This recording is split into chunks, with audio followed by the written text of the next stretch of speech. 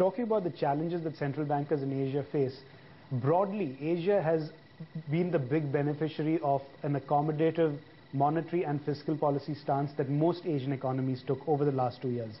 Today you have the situation reversing a little, but between managing growth and managing inflation at a time when there is this threat of capital flows, would you say that the job of central bankers becomes that much more difficult? Well, it does. But first of all, I just want to point out that Asia, all the Asian central banks, by and large, actually did not follow an accommodative monetary policy over the last 2 years. Through the 2010-2011 period, there were a total of 68 monetary policy tightening actions around Asia. Reserve requirements went up, interest rates went up across the board. So the Asian central banks really focused on slowing down their economies. And in fact, the slowdown in Asia today, a lot of people would argue, has been self-engineered, just to make sure that you could hold inflation and asset price increase in check. It is only in the last few months that the Asian central banks have started easing monetary policy. And that has been in the face of the European headwinds and situations. But the underlying issue you raise is exactly right, that when you're faced with this conundrum of battling with growth and inflation issues at the same time, it's not easy. India is at the cutting edge of this problem. For the RBI, people call it stagflation because growth is coming off very sharply, but inflation is very resistant and very sticky. And in that situation, how do you play and leverage a monetary policy tools is never easy. Now, economies in Asia are today trying to focus on building domestic consumption within their economy. But do you believe this trend that a lot of economies are pursuing is actually sustainable? Because if we've seen current account surpluses come off in the last couple of quarters in some of these countries, it's largely been because of external demand having slowed, not because of domestic consumption having gone up.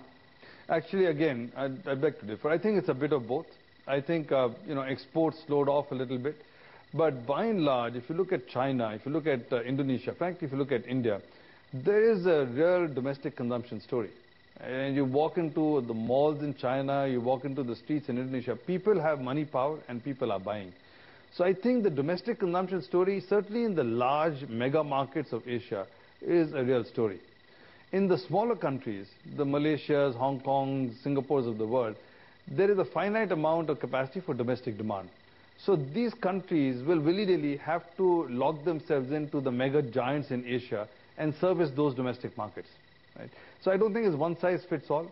I think a lot of the economies will continue to be export-oriented, but their markets will change from Western markets to Asian markets, whereas the large mega economies will clearly rely more on domestic consumption as an engine of growth. Sure, my question was more on the lines of the smaller economies in Asia. Now, given the fact that their populations are rather actually much smaller than many of the other economies, relying on domestic consumption to drive growth is sustainable to a point. Beyond that, wouldn't you agree that given the fact that they have cost advantages, that they ought to continue to focus on the export markets for growth? Absolutely. So when you think about global imbalances, I think the focus on Asia as a whole, or China, India, etc., makes sense. But when you focus on specific small countries, and Singapore is a great case in point. Singapore's total trade to GDP is 300%. So for Singapore to rely on a purely domestic consumption economic model is not tenable, it's not viable. And the same is true for Malaysia and Hong Kong and several of the smaller economies in Asia, absolutely. So now, while Asia's trade with economies outside the region has more than doubled since 2000, intra-Asian trade has tripled during the same period. Would you argue that over the next few years, intra-Asian trade has the potential of accounting for, there are various numbers doing the round that it can account for more than 50% of global trade within just the next few years. Would you agree with that? Well, 50% is a big number, but I do want to say that if you look at most of the trade of the Asian players, it is almost 50% intra-Asia, right? And so even China, an increasing portion of China trade are intra-Asia. And so yes, I think intra-Asia trade has not only been an important driver over the last 2-3 years, but will continue to be an extremely important driver over the next decade. And that really goes back to the same theme I was talking about. The large consuming middle classes of China, India, Indonesia are finally a true story. For 20 years, people talked about the middle class boom. In the last 5-10 years, you're beginning to see that actually materialize in real terms. And So what's happened is, if you think about trade patterns in Asia, it started 20, 25 years ago with the big US multinationals setting up plants and manufacturing facilities in Asia. An ecosystem developed around them. They all supplied to the large company. The large company then shipped out either directly or through China back into the West. So it was what I call a hub and spoke model. You supplied into a manufacturer who took the stuff out West. In the last 5 years, you can see the nature of trade patterns changing from a hub and spoke model to what I call a spaghetti model. So Asian companies are increasingly beginning trade relationships or creating trade relationships across countries among themselves.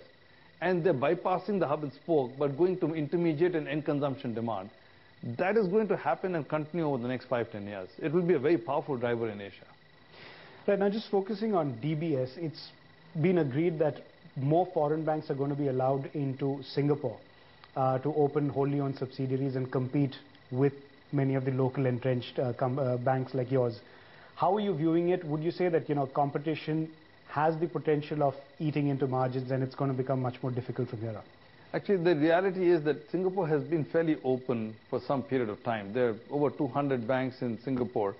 And in addition to the 3 Singaporean banks, there are a slew of Western banks who have some fairly large and significant positions, certainly in some product lines, oftentimes as general universal banks as well. Our own sense is that the new increase in liberalization will probably wind up with 1 or 2 new competitors over time, but it is not something that will materially change the fabric of the competitive landscape in Singapore. We are big believers in open markets. We believe that open financial markets create a lot of economic efficiency. And therefore, we're quite happy to walk our own talk. We're quite happy to compete in Singapore because we would like to be able to gain access to other markets where we can go and provide services as well. And focusing on DBS in India, now there's this whole discussion, so to speak, that's going on about setting up wholly owned subsidiaries, foreign banks setting up wholly owned subsidiaries if they must get more access to the Indian market. At the same time, there is the taxation angle to that.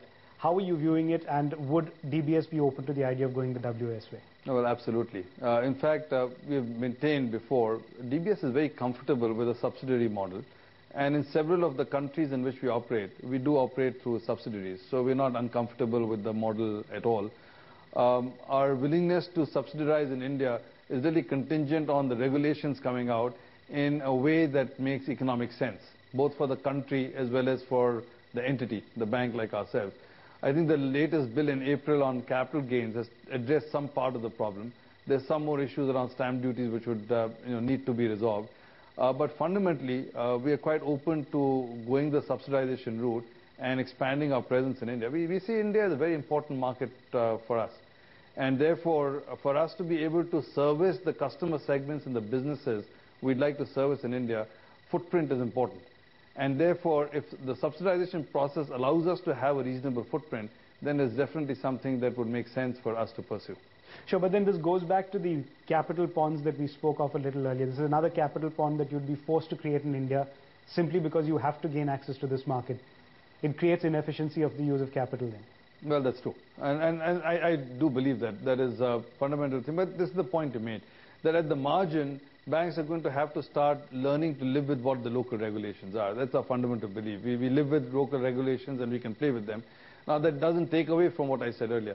We still continue to work with global regulators to minimize these little ponds, because we believe these ponds are inefficient for the global system. But to the extent that they exist and are required by local regulations, then we have to play the game.